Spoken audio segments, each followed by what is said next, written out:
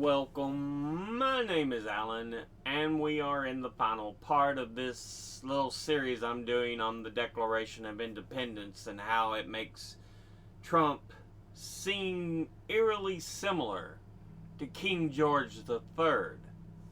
Now, we finished the grievances off last episode.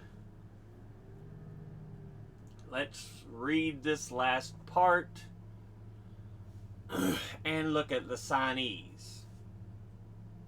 And that'll end the series. But in every stage of these oppressions, we have been petitioned for redress in the most humble terms. Our repeated petitions have been answered only by repeated injury.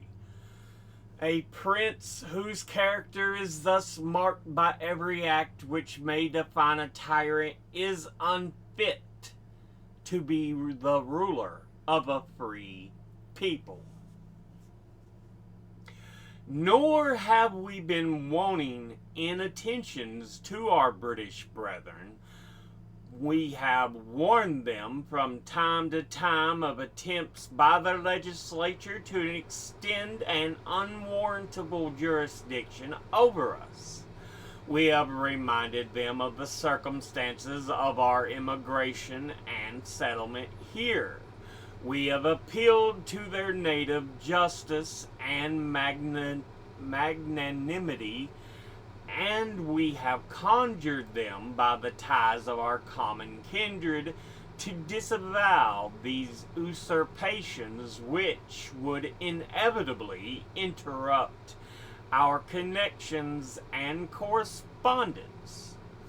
They too have been deaf to the voice of justice and consanguinity. We must therefore acquiesce in the necessity which denounces our separation and hold them as we hold the rest of mankind, enemies in war, in peace friends. We therefore, the representatives of the United States in General Congress, assembled to appealing the Supreme Judge of the world for the rectitude of our intentions, do, in the name and by the authority of the good people of these colonies, solemnly publish and declare that these united colonies are, and of right ought to be, free and independent states. That they are absolved from all allegiance to the British Crown, and that all political connection between them and the state of Great Britain is and ought to be totally dissolved, and that as free and independent states they have full power to levy war, conclude peace, contract alliances, establish commerce, and to do all other acts and things which independent states may of right do. And for the support of this declaration, with a firm reliance on the protection of divine providence, we mutually pledge to each other our lives, our fortunes, and our sacred honor. So yeah, they rounding out here, Jefferson and the members of the Second Continental Congress note, say, look, we've tried to talk to you about this, and you refuse what we say, what we ask. Which again, kind of sounds like Trump and the way he treats, any other story about him. Fake news! It's by the fake media. And then in the second paragraph, they talk about, they even tried to plead to their fellow British citizens. At the time, they were fellow British citizens. They were under the same flag, though they felt treated very, very differently. And we're like, please, open your eyes, say something. We are being, mistreated. And in the final paragraph, it is the full and final saying, look, we are no longer subjects of Britain, of Great Britain, of England. We are a country unto ourselves. And thus say we have no more ties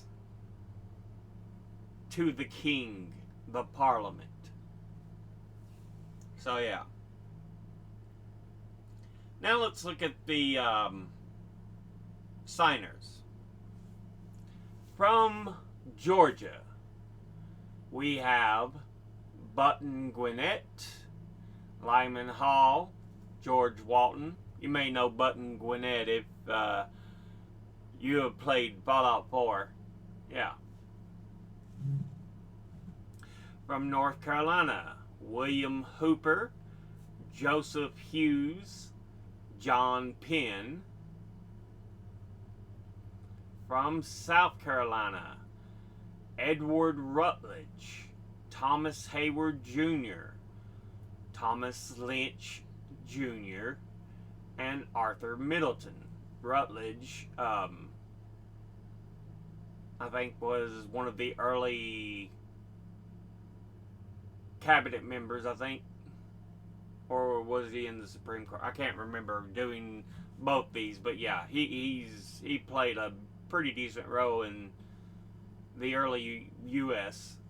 From Massachusetts, we have John Hancock, and of course he was the first signer, giant signature. Also from Massachusetts, Samuel Adams, John Adams, Robert Treat Paine, and Elbridge Gerry. I mean, all these you should be familiar with. Hancock, the signature, John Adams, second president, Sam Adams, American forefather, and his name is now used for a beer. And then Elbridge Gerry, his name is used when we talk about gerrymandering. So, yeah. From Maryland, Samuel Chase, William Paca, Thomas Stone, Charles Carroll of Carrollton. And of course, Samuel Chase was an early cabinet member for Washington. I think for Washington. From Virginia, George Wythe, Richard Henry Lee, Thomas Jefferson, Benjamin Harrison, Thomas Nelson Jr., Francis Lightfoot Lee, and Carter Braxton. George Wythe has a big role to play in a lot of the early parts of America.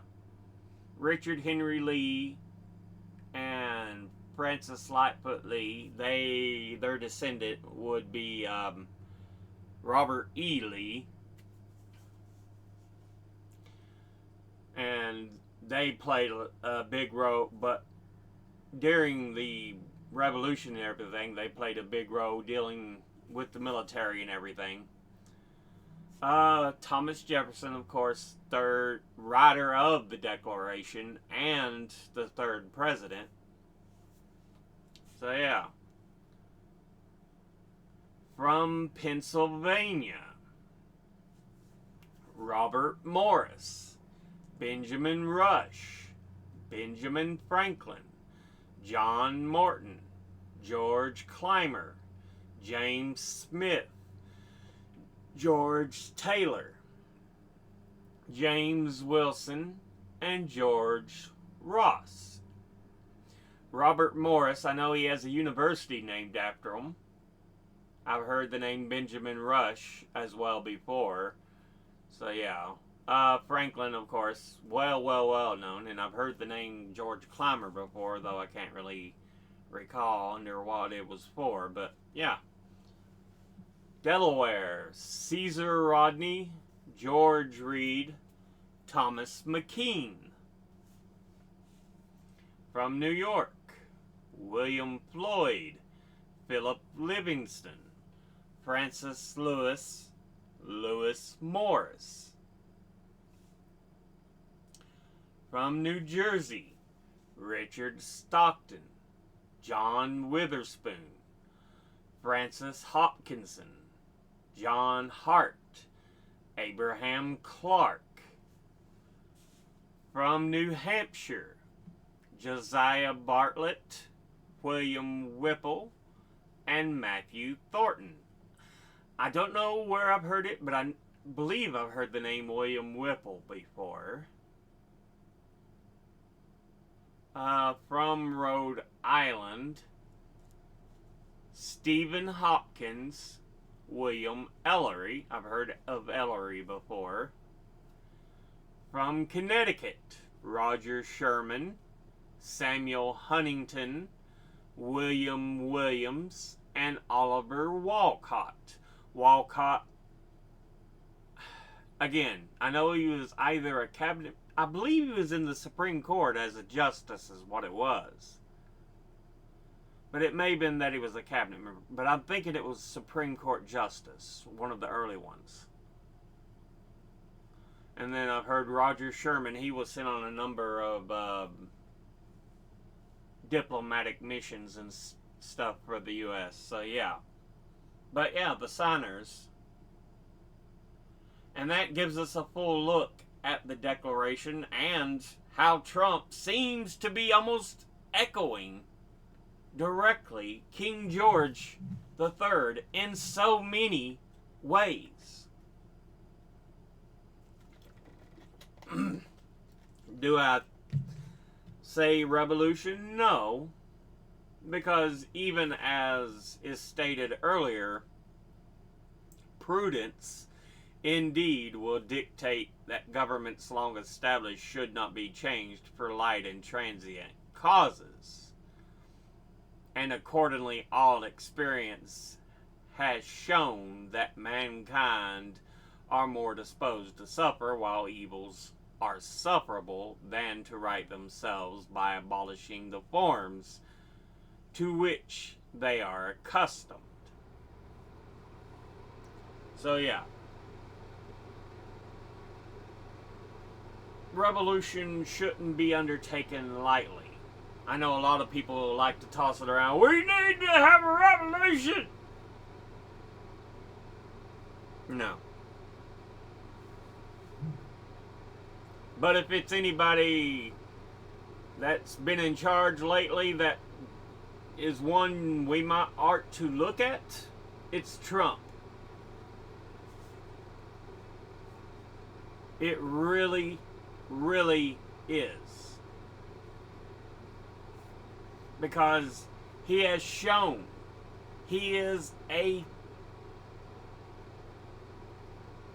self-serving monster when it comes to governing. Yeah.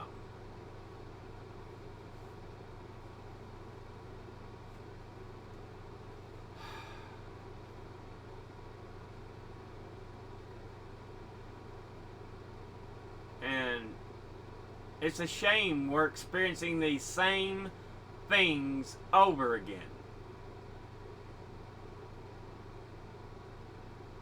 It really is. 27 total grievances. Like I said, not all of them apply directly to Trump, but there's some of them almost spot on